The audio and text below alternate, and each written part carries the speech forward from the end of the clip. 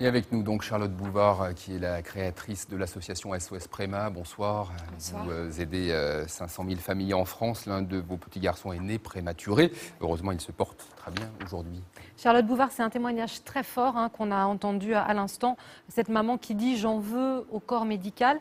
Que peut-on lui répondre quand on est à votre place dans votre association ? Alors déjà, j'aborde ce débat avec beaucoup d'humilité, beaucoup de respect. Je ne connais pas cette famille, je ne connais pas le cas précisément, bien sûr. Mais j'entends toute la douleur des parents et bien sûr, ça m'émeut. Et je voudrais vraiment rappeler que la prématurité, c'est ça. La première problématique, c'est de donner la vie avec la mort à ses côtés. Et c'est quelque chose d'extrêmement douloureux.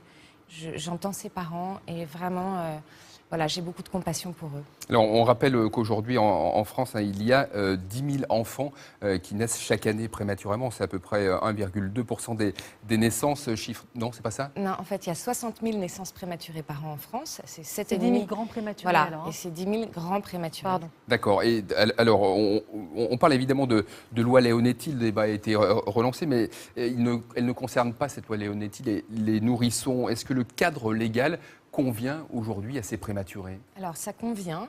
Et en fait, on a de la chance parce qu'en France, on habite en France et en France, il y a un cadre qui est posé. Ça, c'est très important. On n'est pas dans l'exploit, on n'est pas dans l'apprenti sorcier qui fait une expérience de son côté, pas du tout. On est vraiment d'abord dans une décision collégiale. Il y a un comité d'éthique national. C'est important. Ce n'est pas chaque service de son côté. Il y a une vraie réflexion. Et je vois depuis 10 ans à l'association cette évolution. J'ai beaucoup aussi je pense beaucoup à ces équipes médicales qui gèrent ça. Aujourd'hui, c'est très difficile aussi pour cette équipe médicale. Mais cette maman, pourtant, elle le dit. Alors, comme vous le disiez, on n'est pas avec elle, on ne vit pas ça au jour le jour, mais elle dit « ma parole n'est pas entendue, mon souhait n'est pas entendu ». Est-ce que, au vu de votre expérience, elle parle sur le coup de la douleur et de l'émotion, ou c'est un réel souhait de ne pas que son enfant ne survive pas ?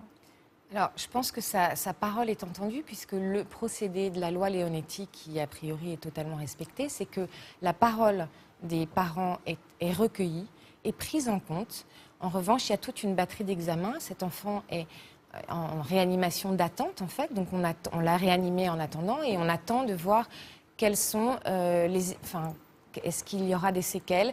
Quelles vont être ces séquelles? Parce qu'il y a séquelles et séquelles. Mais concrètement, ce sont les parents ou l'équipe médicale qui, au final, doit choisir? Alors, dans la loi Leonetti, c'est très clair. C'est une décision de l'équipe médicale élargie, c'est-à-dire avec des personnes d'autres services et avec des personnes de l'extérieur. Quand il y a des accords avec les parents, ils peuvent prendre, c'est ce qu'ils font d'ailleurs aujourd'hui avec Béclair, ils prennent l'avis d'un autre service.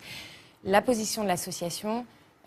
donc c'est une association que j'ai créée il y a 10 ans, c'est que cette loi est bonne.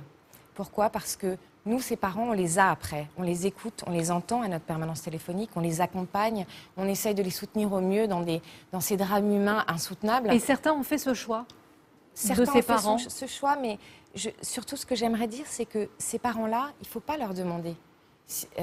On peut leur demander, mais je veux dire, il ne faut pas leur demander de débrancher, il ne faut pas leur demander de décider, parce que nous, on les a dans l'après-coup, et je peux vous dire que c'est vraiment la même chose que si vous demandiez à ces parents d'appuyer sur la gâchette. Moi, je pense aux parents après, je pense à cette famille après. Et donc, cette loi est bonne, et je pense qu'il faut faire confiance à notre médecine, à nos médecins, qui sont des gens très humains et très concernés. Est-ce qu'il y a une ligne rouge, dernière question médicale, où vous vous dites à un moment donné, où les médecins se disent, là, on arrête, et on arrête tout?